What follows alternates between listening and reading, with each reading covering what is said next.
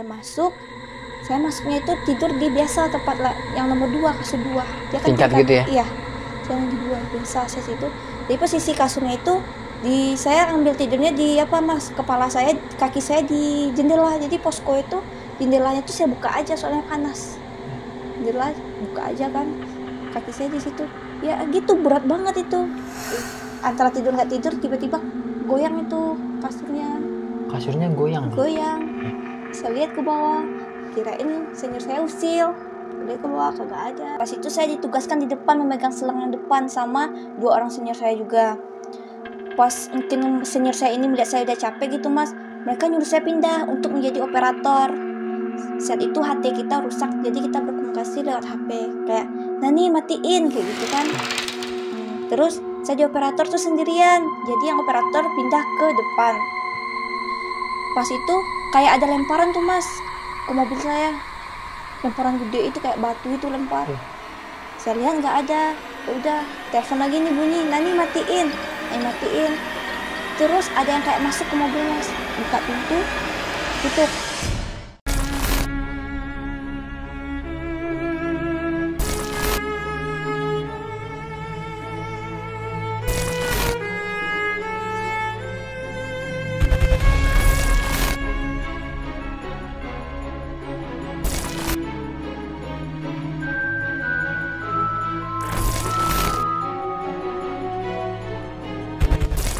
Assalamualaikum warahmatullahi wabarakatuh. Balik lagi di Dimensi Mistik bareng gue Aris. Tapi sebelumnya gue mau ngucapin terima kasih banyak buat kalian semua yang udah support Dimensi Mistik sampai saat ini, yang udah subscribe, like, komen, dan share setiap video-video terbaru dari Dimensi Mistik. Semoga kebaikan kalian semua pastinya dibalas berlipat ganda oleh Allah Subhanahu wa Ta'ala.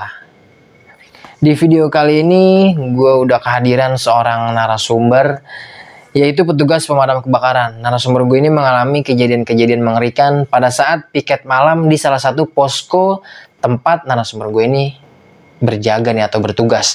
Dan seperti apa kejadian-kejadian mengerikan yang dialami sama narasumber gue ini. Jadi langsung aja, nggak usah berlama-lama, kita kenalan atau sapa narasumbernya. Halo, assalamualaikum Kak Nani Rahayu. Waalaikumsalam mas. Terima kasih banyak udah datang jauh-jauh nih ke Dimensi Mistik untuk berbagi atau share pengalaman horornya nih ya. Ya siap. Pada saat waktu bertugas di posko pantang pulang Sebelum api padam. Terus nyawa jadi taruhannya damkarnya. Jaya. Siap. Pada saat itu bertugas di daerah mana nih Kak Nani? Sumatera Barat mas. Posko Sumatera Barat iya. Ya. Di salah satu kabupaten. Di salah satu kabupatennya ya. Dan katanya tadi Kak Nani banyak banget ngalamin kejadian horor pada saat piket malam ya, tugas malam gitu ya.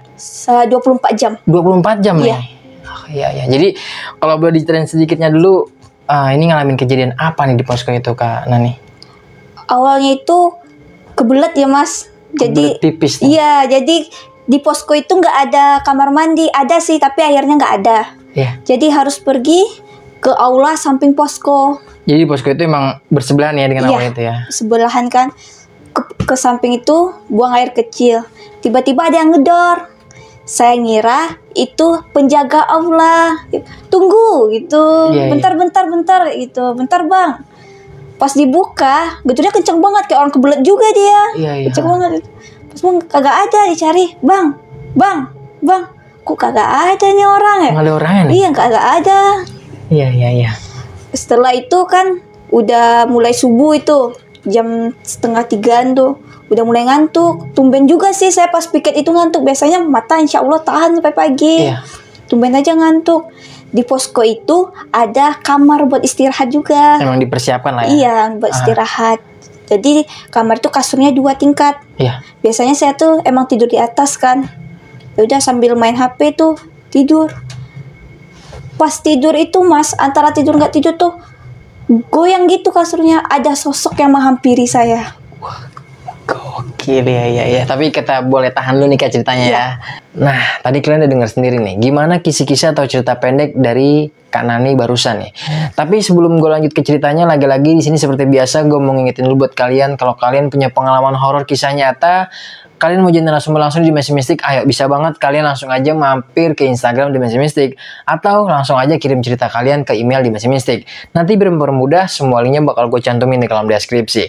Terus dukung channel Dimensi Mistik dengan cara subscribe, like, komen, dan share biar gue makin semangat menghadirkan narasumber-narasumber yang punya pengalaman horor kisah nyata yang epic-epic seperti Kak Nani kali ini. Yaudah, gue udah cukup, nggak usah banyak berbasa-basi, langsung aja kita simak kisahnya.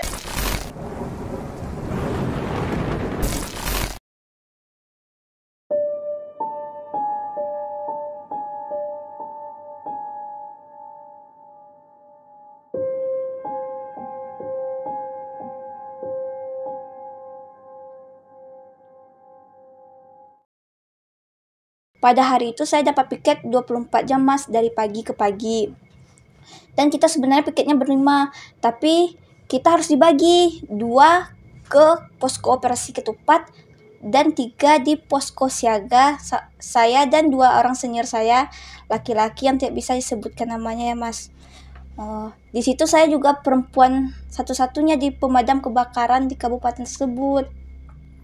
Seperti biasanya kegiatan kita membersihkan pos, mengecek mobil pemadam kebakaran, aman apa tidaknya untuk berangkat. Tapi senior saya selalu bilang kayak gini mas, ada di samping posko tuh pohon rambutan. Sebenarnya pohon rambutan itu udah mati mas, tapi atasnya rimbun, di bawahnya separuh doang, ada bolongan sangat besar. Senior saya bilang kayak ini, sering ada suara rintihan, ketawa di posko tersebut, kayak orang lari-lari dari mobil ke pohon rambutan itu. Pasti sering banget dengar. Alhamdulillahnya saya belum pernah merasakan itu mas. Jadi saya santai aja gitu ya. Ya anggap nggak ada itu. Kalau saya waktu itu kurang percaya sama hal gituan. Ketika malam itu jam 10:30 saya kebelet pipis mas. Terus kalau kita kebelet pipis harus ke aula samping posko, karena di posko kita nggak ada air buat nyiramnya gitu. Terus saya ke aula gitu, gak beberapa lama baru masuk itu mas, ada yang ngedor-ngedor, kenceng banget. Saya kan kenal sama penjaga aula, pasti saya panggil, ya bentar bang. Saya kira dia kan kebelet juga tuh, gedor lagi tuh. Iya bang, tunggu, gedor terus. Kebayangkan pintu kayak WC umum mas, jadi kunci kayak itu, jadi goyang kunci, digoyang juga kencangnya. Terus saya buka tuh, kagak ada orang. Terus saya lihat tuh ke kiri ke kanan gak ada. Saking penasaran saya ke kamarnya penjaga itu, saya lihat, bang, gak ada orang. Nggak ada siapa-siapa nih? Gak ada siapa-siapa pas itu. Ya udah tuh, cuci muka kan, terus saya harus kayak biasa aja kan. Pas keluar dari itu badan saya berat banget saat itu, berat. Jalan ke posko melalui pohon rambutan tadi. Lewatin pohon rambutan tadi nih? Iya, lewatin pohon rambutan itu. Berhenti dong saya di sono kan, penasaran mas, saya mas tipe orangnya, liatin tuh dari bawah sampai ke atas pohon itu, kayak ada angin gitu tiup-tiup. Tapi yang pohon-pohon sekitar kagak ada yang tiup-tiup kayak gitu, nggak ada yang goyang-goyang daunnya. Cuma tapi angin itu angin lembut, nggak kencang-kencang banget. Pas saya berdiri di pohon itu. Jadi cuma satu pohon itu aja nih yang bergerak ya? Iya, anginnya lembut, apanya itu goyangan lembut. Jadi saya berdiri situ, lama tuh saya liatin dari bawah ke atas. Dan kayak nggak ada apa-apa aja, pikiran saya tuh kayak kosong juga enggak, apa kagak enggak gitu ya.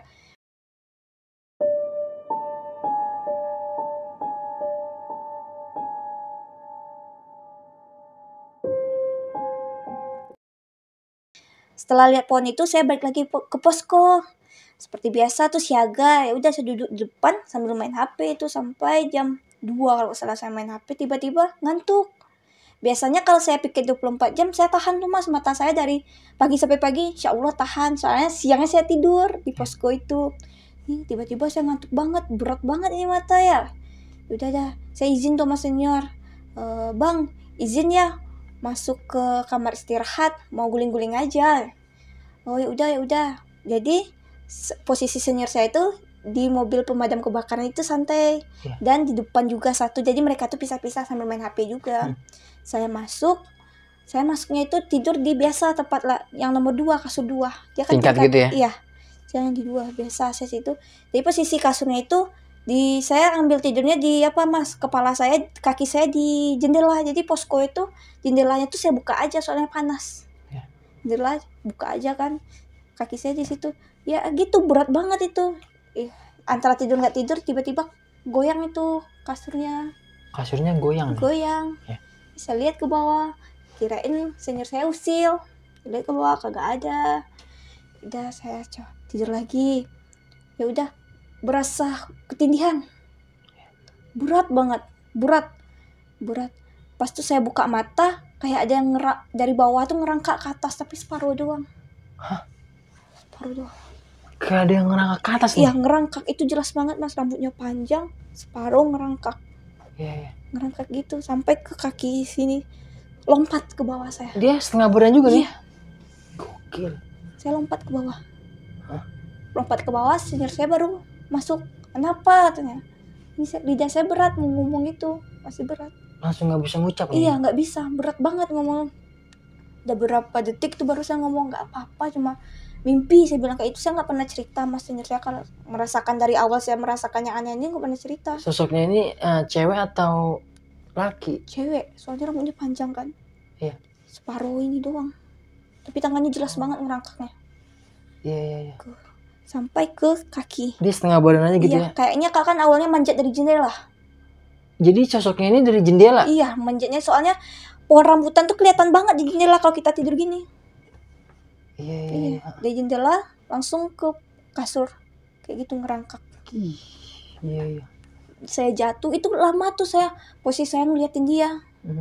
Lama, baru saya bisa jatuhin badan saya ke bawah. Setelah itu ya udah, mau tidur di mana, ya udah mau di luar aja dulu main katanya kan. Tapi mata masih berat mas saat itu. Ya udah tidur aja di dalam, nggak enak kalau cewek tidur di luar kata senior. Ya udah tuh, tapi nggak mau tidur di atas lagi, tidurnya yang di bawah. Tidur di bawah. Cepat banget tuh rasanya tidur saya mas, tapi berat lagi, banyak kayak ketindihan lagi. Kayak kata senior saya pas dia membangun saya tuh kayak sapi dia dibelah, dia disembelih. Iya, membangun saya itu kayak gitu suara saya. Oh iya. Lama senior saya membangun saya saat itu. Nani. Nggak dengar, emang kerasa mas. Susah banget ngomong. Iya. Mau teriak nggak bisa. Uyapan nggak bisa. Pas di kasur itu. Pas sudah bangun, kenapa kata senior. Terus baru senior tuh ngomong kayak gini, kenapa? Iya tadi ada kayak itu, tapi mereka nggak percaya. Nggak ada percaya nih? Nggak ada percaya. Nggak percaya saat itu mereka nggak percaya. Mimpi doang itu. Padahal udah jatuh dari atas tadi loh mas. Jadinya udah ceritain kan kayak gitu, sosoknya kayak gitu, mereka nggak percaya. Cuma mereka tuh percaya kalau suara saya percaya, soalnya kami nggak pernah ngeliat kayak gituan. Itu sebelum sholat subuh itu kejadiannya. Ya udah tuh berusaha nggak tidur malam itu mas, udah dikasih minum kan, senior keluar lagi, nggak mungkin kan senior di dalam juga kan sama saya, soalnya saya sendiri ceweknya kan. Keluar lagi dia, saya di dalam itu lagi. Kayak gimana ya mas, di luar tuh kayak ngerintih yang biasa didengar senior saya. Ini udah setelah subuh nih ya? Iya, kayak ngerintih lagi dia. Kayak dia minta tolong kayak gitu loh. Kayak minta ngerintihnya tuh, saya dengar suaranya ngerintihnya tuh kayak minta tolong.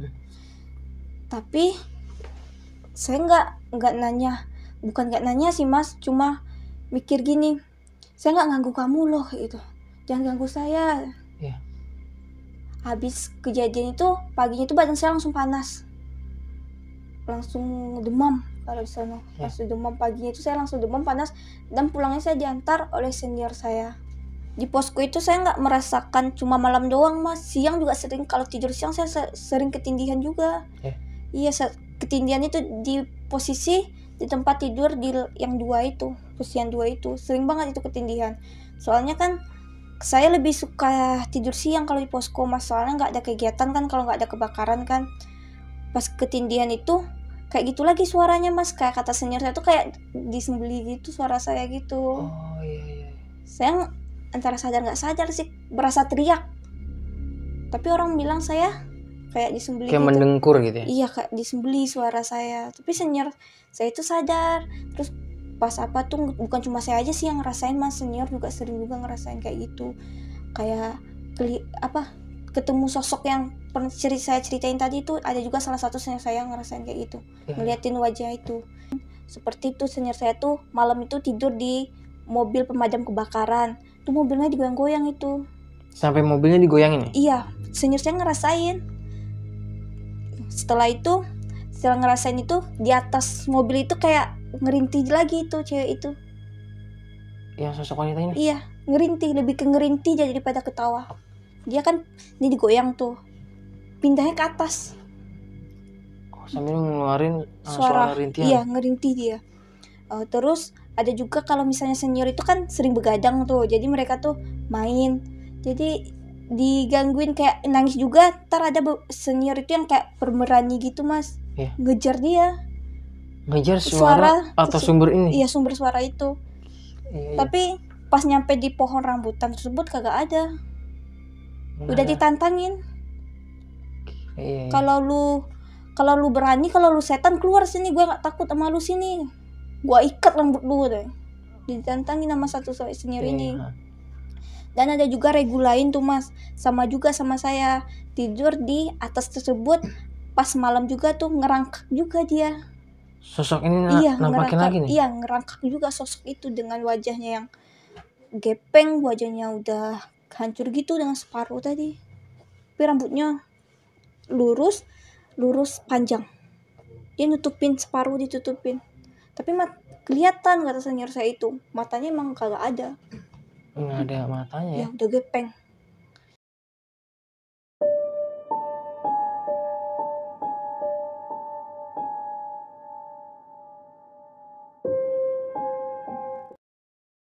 Ini ada lagi kejadian horor yang saya alami mas, saat kebakaran hutan di salah satu kabupaten tempat saya bekerja.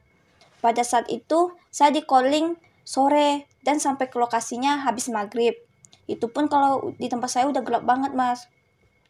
Pas ke sono mobil aja nggak masuk ke lokasi mas, jadi selangnya harus jauh mas dari lokasi titik api ke mobil. Berarti selangnya disambung-sambung sampai ke lokasi? Iya, disambung-sambung.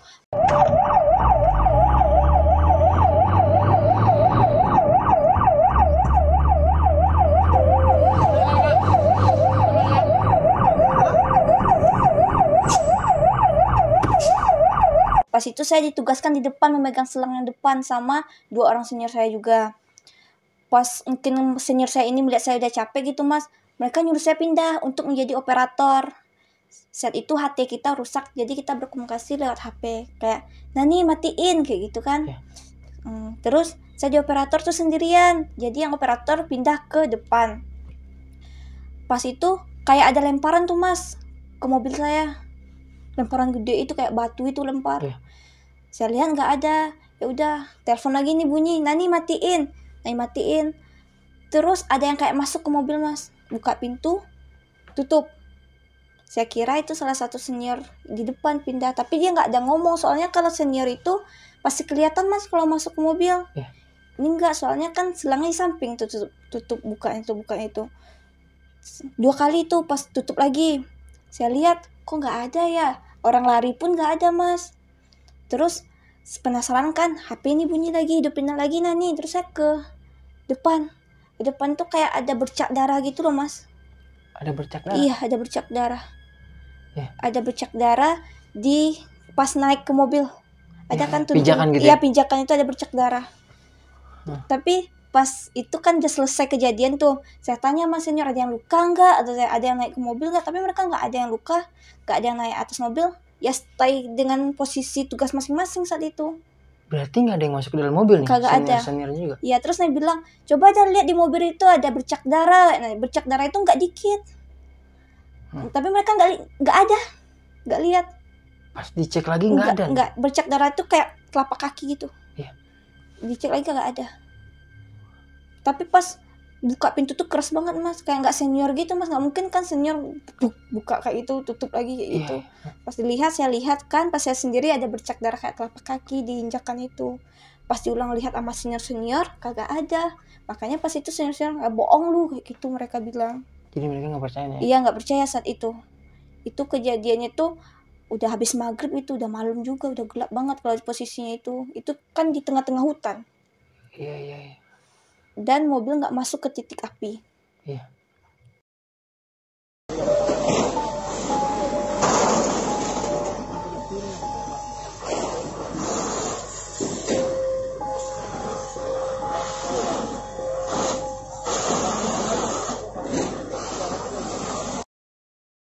Jadi Mas, cewek ini punya story. Jadi storynya itu dari mulut ke mulut saya dengar ya. Ia tuh anak sekolahan. Jadi pulang sekolah nyebrang gitu di depan posko saya tuh kan jalan raya, nyebrang. Jadi kesenggol sama motor, ketarik gitu, stangnya itu ketarik, bajunya itu kelempar ke tengah, disambut sama mobil truk, baru kelindes. 2 kali kelindes sama mobil truk Mas. Makanya habis ininya kepisah. Ini kepisah, ini gepeng. Itu story dari cewek tersebut. Makanya ceritanya dari senior itu arwahnya tuh di pohon rambutan itu. Jadi bersemayam di pohon rambutan ini Iya, arwahnya. sampai saat ini masih di situ. Soalnya rambutan itu sebenarnya udah mati, itu udah tua banget Mas. Tapi pas di atasnya rimbun. Jadi seperti itu Mas. Makanya pas dia nampakin diri, sosok wanita ini seperti yang diceritain oleh senior saya. Kayak di bawahnya udah nggak ada, ininya udah gepeng, matanya udah nggak ada, rambut cuma ditutupin sama rambut sebelah. Iya. Udah serem banget pada saat itu yang saya lihat itu. Dia ngerangkak ke saya kayak mau masuk gitu ke badan saya. Tapi saya keburu bangun kan. Setelah Kak Nani bangun ini, sosok ini langsung nggak ada nih. Saya jatuh. Oh iya, Kak Nani menjatuhkan diri. Iya, menjatuhkan diri dengan sengaja. Bisa saya jatuhkan diri. Udah, senior ke dalam, saya nggak ketemu dia lagi.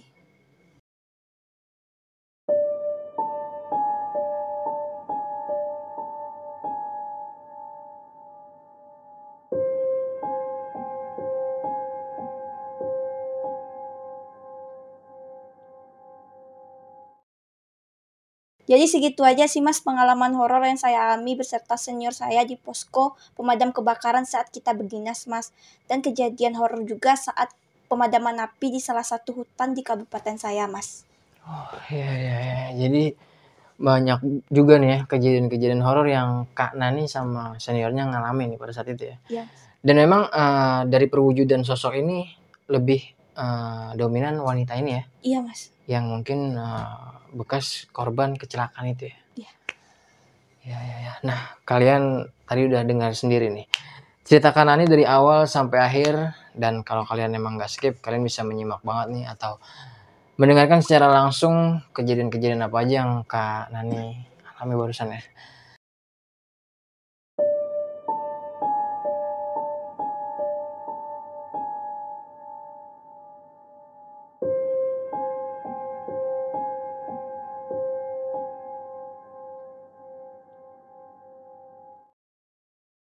Kak Nani barusan udah diceritain ya kejadian demi kejadian yang Kak Nani alami pada saat bertugas atau piket malam di posko itu ya.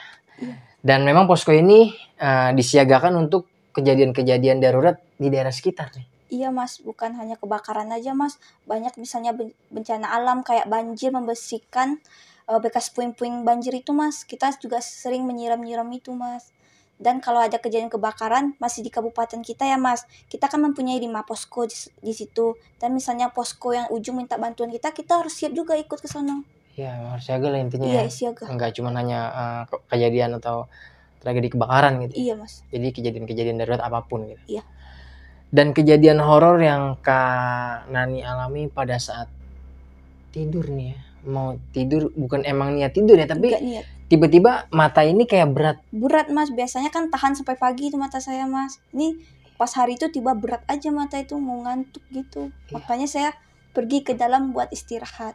Nah, dari penampakan atau wujud sosok wanita ini, tadi tuh saya pikir dia merangkak dari tangga tingkat kasur itu. Ternyata bukan ya? Bukan, dari jendela itu kayaknya. Dari jendela luar, berarti dari jendela luar posko ya? Iya, soalnya pohon rambutan itu emang kelihatan juga dari jendela Mas. Iya, berarti emang sosok wanita ini dia merambat sampai mau ke kasurnya kanan. Iya, sampai kaki. Udah nyampe kaki. Megang kakinya? Iya, udah megang kakinya nyampe kaki dia. Berarti emang kelihatan jelas nih ya? Jelas banget Mas. Sosok ini wanita. Wanita, tapi bawahnya udah nggak ada, cuma separuh doang. Maaf, ini organ tubuhnya ada atau memang kosong gitu? Kosong ya? Emang kosong. Jadi emang kosong dan hanya dari pinggul ke atas gitu? Iya, ini pun gepeng, kepalanya pun gepeng. Oh, wajahnya gepeng. Iya, matanya udah kagak ada. Nggak ada bola matanya. Enggak.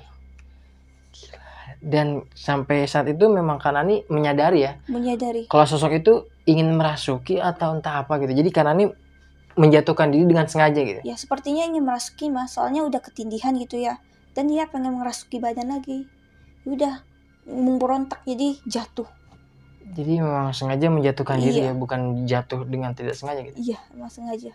Berarti emang sosok ini benar-benar ya nampak jelas nih di matanya. Jelas. Aneh ya. Iya. Jelas banget itu. Iya. Dan memang senior-senior juga sama nih ya, pernah melihat sosok wanita ini. Ada beberapa mas yang ngerasain kayak saya juga gitu. Iya. Yang rangka kayak gitu. Pas posisinya tidurnya kayak saya juga. Iya. Dan memang sosok wanita ini jahil ya, maksudnya. Iya. Dia memang selalu berkeliaran di area sekitar posko tempat Kak Nani bertugas. Iya. Sampai dia tadi kan mendorong-dorong mobil ya, Iya, pemadam ya. mendorong-dorong pas di situ senior saya lagi tidur. Iya, di goyang-goyang Iya, ya. terus ngerintih. Iya, dengan suara rintihan. Iya. Iya, dan ternyata memang sosok wanita ini dari arwah gentayangan dari yang si wanita itu ya. Iya, yang jadi ada sosok historinya kecelakaan. sendiri, Iya. ada ya historinya. Oke, siap. Sekali lagi terima kasih banyak Kak Nani. Mungkin ini aja yang saya tanya-tanya ya. Iya mas. Sekali lagi terima kasih banyak. Kak Nani udah mau berkesempatan berbagi atau sharing-sharing pengalaman horornya pada saat bertugas piket di posko pemadam kebakaran pada saat itu. Tadi apa? Pantang pulang sebelum padam. Pulang sebelum padam. Iya. Bahkan nyawa menjadi Taruhannya. Sekali lagi terima kasih banyak. Sukses terus buat karirnya Kak Nani dan salam buat keluarga di rumah. Iya. Ya, sekian kisah pengalaman mistis atau kejadian-kejadian mengerikan yang Kak Nani alami pada saat bertugas 1x24 jam di posko area Sumatera Barat ya. Iya. Dan buat kalian semua yang udah nonton ceritanya Kak Nani barusan, terima kasih banyak. Nggak ada yang di skip, nonton dari awal sampai akhir. Tapi lagi-lagi seperti biasa sebelum gue akhiri video ini, di sini gue mau ngingetin dulu buat kalian kalau kalian mau jadi narasumber langsung di Dimensi Mistik seperti Kak Nani ini nih. Kalian mau jadi narasumber langsung aja mampir ke Instagram Dimensi Mistik atau kalian bisa kirim cerita kalian ke email Dimensi Mistik. Nanti biar mempermudah, semua linknya bakal gue cantumin di kolom deskripsi. Terus dukung channel Dimensi Mistik dengan cara subscribe, like, komen, dan share biar gue makin semangat menghadirkan narasumber-narasumber yang punya pengalaman horor kisah nyata yang epic-epic seperti yang dialami sama Kak Nani kali ini. Akhir kata, gue rasa cukup. Gue Aris Dimensi Mistik beserta Kak Nani pamit undur diri. Wassalamualaikum warahmatullahi wabarakatuh. Kak Nani, terima kasih banyak.